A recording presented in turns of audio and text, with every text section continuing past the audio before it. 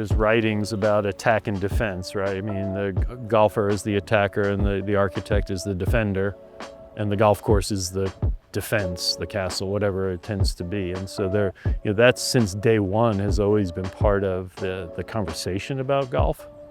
But I try not to look at it that way. The key characteristics of Aronimink Golf Club is Donald Ross, right? I mean, his greens are magical. I think they're going to provide most of the challenge this week for the players. When we were brought in to do the restoration here at Aronimink, our go-to is to look at old aerial photographs, of which the Philadelphia area is blessed. Collection of the Dahlin collection. And so when we looked at them, it became really clear to us that what was built was very different from what Ross drew. You go into these things and it's research, trying to figure out what did Ross do specifically at Aronimink that makes it unique and that we can bring back into the character.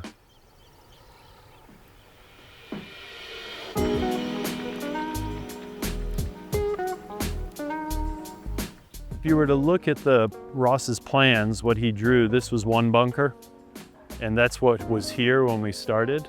And so when we looked at the aerial photographs, this was 3 bunkers. And so we put it back to this in configuration, try to get the shapes as close as we possibly could, and go from there. 16, which is the only par 5 on the back 9, it's 550, so it's just slightly longer than the hole that they just played as a par 4. So I think you're probably looking at if they can make 9 combined, they're going to be pretty happy walking through here. But this fairway's got a big side slope. You can see these guys hitting out of the rough down there. And it's really, you're going to have to get a bit of a draw. And if this wind is consistent, which it can be, southwest, the wind's going to be blowing your balls across the fairway as well. It's just old school golf course that just got laid on the land as opposed to being bulldozed into submission. I think the spines at Aronimink in and around the greens are really an integral part of what Ross designed, and it gives some great character. Some of them come in straight at the line of play, others are diagonally across it. Part of the character, the challenge, and also the diversity of the greens out here is the multiple ways and scale and size. We see the one over here, kind of the more traditional feeling with a rough over the back end of it, and then one over here on this side where it's completely all tight mow over it. All of those things will add to the challenge of Aronimink. The 18th hole at Aronimink is the quintessential Parkland finishing hole. The addition of the back tee, adding about 30 yards, the players are going to be most likely short of the fairway bunkers. Great golfers love visualization. They love to be able to see or visualize the outcome of their shots, and when you can't really see the target or where you're hitting to, I think that adds a kernel of doubt. You combine that with major championship pressure on the 18th hole, and I think you're going to see some really interesting decisions off the tee, but you're also going to see some really interesting second shots into the green complex. I've always been so delighted to be associated with Rolex. I think that the way they value tradition and history and the standards that they set as the highest standard in watchmaking. I believe it's really important to honor all the work that's come before us. We'd much rather this be one of the things where Donald Ross is recognized and his brilliance is showcased as opposed to that of ours.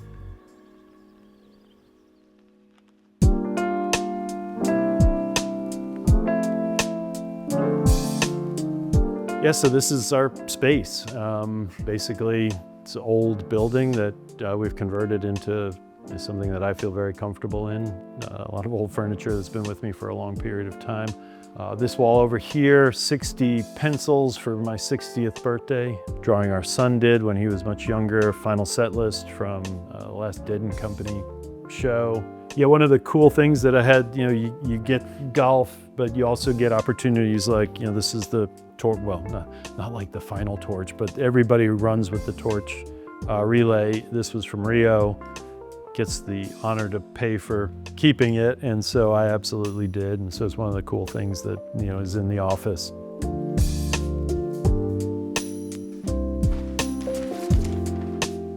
Definitely old school desk. This is, about 45 years old. I got it when I graduated from Cornell, and I don't know if this is how cheap I am or how traditional I am, but this is called Borco, which is a sort of, you can cut into it and it's basically a drafting surface.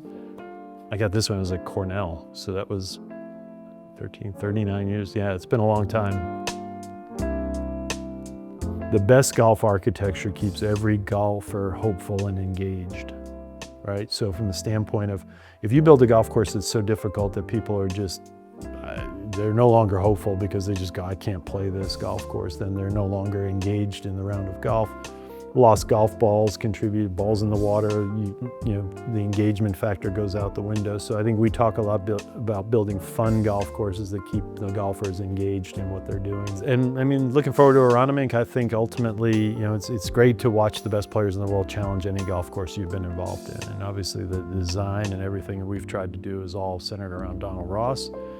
Next year will be a little bit different in Frisco to see how that all goes, but you know, for this year, what I'm excited to see is just have them take on the challenge. I think that Donald Ross put a lot of things that work so well to challenge modern golf and championship golf, and you know, I think at the end of the day on Sunday evening, hopefully we got a great champion hoisting the trophy.